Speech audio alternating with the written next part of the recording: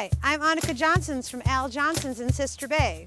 I hope you enjoy my new video series called Door County Girl. These are stories of my life, the people and places that I love, and of course how we all survive here in northern Wisconsin. You can come back as often as you like, but don't forget to subscribe to Al's YouTube channel. I'll be posting lots of really cool new videos. So let's go!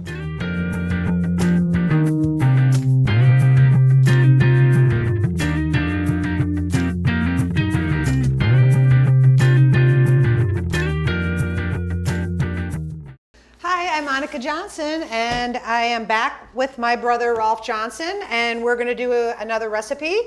And what are we making, Rolf? We are making Pittipanna. Pittipanna is a Swedish dish. It's often used late at night, early in the morning, especially after a night of heavy drinking. That's not what we're doing here. Nope.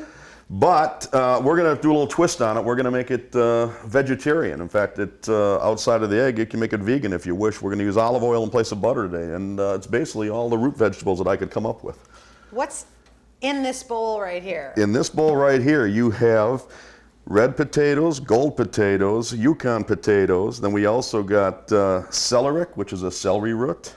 We got onions, we got carrots, and we've got rutabaga, which is also called a Swede. Why? Well, apparently it came from Sweden, the rutabaga, originally.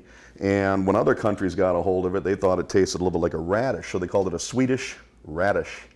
But later on, it just became known as the Swede. So if you go to, such as Australia, and you go to a grocery store, you say, I want a Swede, they don't come out with some blonde girl, they come out with a rutabaga. Blonde bombshell, as Dad would call her. Yeah. Anyway, but rutabagas I love because Mom used to make root mousse. Oh, that's good. My mormor in Sweden would make root mousse. What's root mousse? What is it? It's mashed potatoes, essentially, but you blend in some rutabagas in with that as well. Yeah, I love that. We also got sweet potatoes in here. I tried to come up with all the root vegetables we could. You know, I eat vegetarian dishes. I usually don't eat this healthy. You know what my main staple is: French fries, coffee. Piece of white bread with a piece of cheese on it with extra butter. And some lingonberries. Oh yeah, with lingonberries on top, yeah, oh yeah. Okay, so I suppose you could add other things to it if you wanted. Like if you wanted meat in there, you could chop a little meat. Meat is traditional. And what it was is really they used it for leftovers. So in the old days in Sweden, a lot of people have reindeer, and they would use reindeer and pork. A lot of times it's pork, but traditionally most of the people now use some kind of beef. At Al's we use roast beef.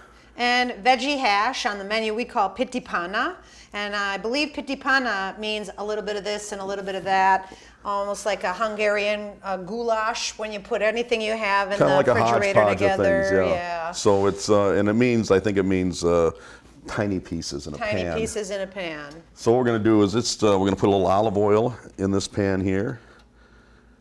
A little bit more. Can you use butter? You can use butter, but I'm trying to keep it kind of vegan today. So outside of the egg. Okay. So let's see, we're going to put some temperature up on this a little bit. We're just going to add what we think we need for you and I. It's colorful. Yeah, you know, what's nice about this is you can buy all kinds of root vegetables because, you know, they hold forever. You could even chop up purple potatoes in there and it would be beautiful. The little fingerlings and things like that. And, you know, I did parboil these to make it go a little faster for us. But a lot of people, they just cook it right in the oil. As long as you make it small enough and you cover it and you simmer it and you season it. What do you season it with usually? I just use a little salt and pepper. A lot of people like paprika. Some people like smoked paprika. You could put tofu in here. That goes good too. You know, tofu to me is like, nothing special. I think tofu is just like this rubber ball, and you know, it takes on any flavor when I go to the to Chinese restaurants, they do a marvelous job with tofu, but I've never had good luck with it, you know. So I just stick with the what I can find in the grocery stores around here. You know, you ever try to go to a grocery store around here and you need something exotic that's in a recipe of yours? Good luck in Wisconsin, huh? Oh my God, like a baking recipe when it asks for something, some kind of flour I've never even heard of. Right. Yeah. I mean, I can barely find Robin Hood rye flour. Oh, good luck, yeah. Yeah, good luck with that. Yeah, that's what the internet's for. How long do you cook this for I mean, they're hard to begin with, so how long do you cook them? If they're hard to begin with, I would do, if you slice them small, slice them thin. Well, let me interject. Okay. So potatoes, do you pre-cook the potatoes? Parboil them, yeah. You don't have to get them all the way done. You just want them al dente. Okay. And the rutabaga cooks about the same. Okay. The celeriac, which is root celery, that cooks about the same. Sweet potatoes, I'm sorry, the carrots cook a little faster. So, and then of course we have onions in here as well. Smells good. It is good. And we know what's going to be the cherry on top is going to be the lingonberries, of course. Now, we're going to falter away from our vegan because we are going to add an egg to it, because in Sweden that's what they traditionally do as well. They usually add an egg to it. I know that when we have Pittipanna in the restaurant, it's not exactly like this one because this is a vegetarian one, and the one in the restaurant is with roast beef, right? It is with roast beef. You can get a veggie Pittipanna that they do at Al's, and that's very good as well. And that one we add spinach, we add asparagus, we add onions, of course, potatoes, mushrooms and peppers are available if you wish to have those in there as well. It's a pretty good seller. Well, I know that I work in the shipping department with my friend Ray Luca, who is Romanian, and she absolutely loves the vegetarian hash that we have at the restaurant. And every day I ask her, what do you want for lunch? I'll run over and go get it. I don't even have to ask her because she'll always choose the vegetarian hash with the egg on it. Now, what's the purpose of the egg on top? Just the protein part, or what is that? Just looks, or I can only visualize back in time, again, probably one of those hangover helper dishes. Somebody thought, oh, this is pretty good, but you know, to make it better, throw an egg on top. Like when you make a big pile of hash browns and you winter hash and throw eggs right on top. Exactly. And that's the best part about this thing. As you say, when you just said winter hash, like I said, the root vegetables are great because they last forever. Yeah. You know, and if there's anything you don't know how to make, YouTube it. And I suppose you'd have a bunch of leftovers during Thanksgiving, meaning you buy all those yams and sweet potatoes and all those butternut squashes. You could probably chop them up and put them in there. Zucchinis. I've seen people put green peas in this. You can spice it up with some jalapeno peppers if you want. So really, it's kind of a breakfast hash with this little twist to it. Yum. I think that we serve it in the restaurant with an egg over hard on top of it, but I prefer a runny egg. Well, I'm going to try to keep it. I like it just over easy, and I like when I pop the yolk and it goes all over all those little jewelly vegetables. Well, we're going to make this one over very easy. We're going to do it up and then flip it over, so you'll be welcome to pop the egg yolk any which way you like. Excellent. There's nothing worse than an over hard egg, people. I believe it is done right now. We're going to throw it in those two bowls. You get the egg. I don't. I'm going to keep mine vegan.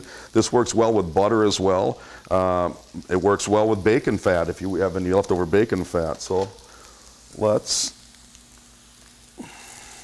What do you serve this with in the restaurant? Like, I know that I think we serve pickled beets. We do serve it with pickled beets, and we also serve it with lingonberries. These are our pickled beets right here. And you know, not only the restaurant, that's how you would normally get it in Sweden as well. And we pickle our own beets. We do, absolutely. And isn't it my grandma's recipe? That's my grandma as well. It's not your grandma's, my grandma. And she's not my grandma, she's my she's my farmor. Farmor. Farmor in Sweden means father's mother. Well, I'm going to give you the smallest portion because you get the egg. Runnier the better. Well, let's just flip it over so you can break it A farmor on and a farfar are your father's mother and father's father, and your mother's mother and your mother's father are your mormor and your morfar. I always tell Rolf that, well, when my dad said this, and he goes, well, I got a dad too. We have the same dad. She's always got to go say something stupid like, my dad says this. And I said, well, gee, I wish it was my dad. Okay, you hammerhead. Yeah, well, it is. All right, well, anyway, I like the pickled beets because they're nice and vinegary, but they're a little bit sweet too, and we have allspice in them that gives them a little bit of extra zing. Yeah. You know? It's a simple sugar recipe that's available for, you hammerhead, look at that over there. Where's the fork at? There it is, hammerhead. All right. We can call each other names because we're brother and sister. It's just what we do. That's how that works. That's how we roll. All right. So I don't know, but I'm gonna have a little beets with mine. Throw some on mine as well. Okay, because I just have to have some on there because they're so delicious. At the restaurant, I like to invent my own sandwich, and I like to put pickled beets on them and grill it also on the limpa bread and make a little grilled cheese with the pickled beets on it. It's so good. Don't we have a sandwich like that too? We do, and I happen to have some lingonberries here too. Ooh, yeah, don't forget. What's on the sandwich? On the sandwich over in the, our veggie sandwich? Yeah. That, boy, it's asparagus. It is red pepper, roasted red pepper. It is onions. It is mushrooms, and all with aged white cheddar on a panini bread. Ah. So that is a colorful dish. I also like to chop up these pickled beets and use them on salad in place of salad dressing. Like if some of you don't like, because it's very vinegary. You know what's good with this too? If you take a pickled beet and you make a salad the same way and put some gorgonzola on top, or you stop over at Jesse's and get some of that goat cheese. Hey, wait. When we were little kids, what did we always do before we ate? I don't recall. We all sat at the table and we all had to say grace, but we said grace in a different way, right? Yeah, what was that? We went to Swedish camp and we had to say it too. You know. Ejusenam till bus vi go. Vi signe mat den mat vi får. Ejusenam, amen.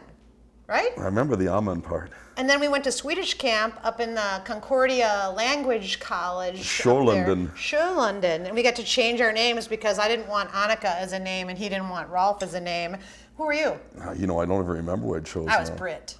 Well, Pam was with us too. You were probably Hammerhead. Pam was with us. Yeah, Pam was with us too. Anyway, we had to speak in Swedish, and what did we always yell? I think I chose Lars's name. I chose our brother's name. Oh yeah, that's I did. Why? Yeah. Ooh. Anyway, we always, after we ate, what did we always have to yell to the cooks? Tuck for maten. Yeah, the whole dining room had to tell the cooks. Tuck for maten. Tuck for maten. Yeah. Yeah. Well, give it a try. See what you. I don't think you've ever had this one. I don't think I have either. I can't wait. I want to get my gushy egg yolk in there. You know, I could have used some salt on there. That's about all I can think. Salt? Yeah. Salt is for babies. So what do you think? Excellent. I got to get a beat on my egg. On the protein with that egg there, you don't miss the meat, really. I think you're right about the lingonberries, though. Well, the lingonberries make everything. I got to put some on there now. Look at all the lingonberries in there. Sometimes I get a jar from other people when we don't have an option. And you get that sad face. It's all like, where is the berries? Where's the berries? I can't see them. Where's the berries? Where's the berries? Where's the beef? That's excellent.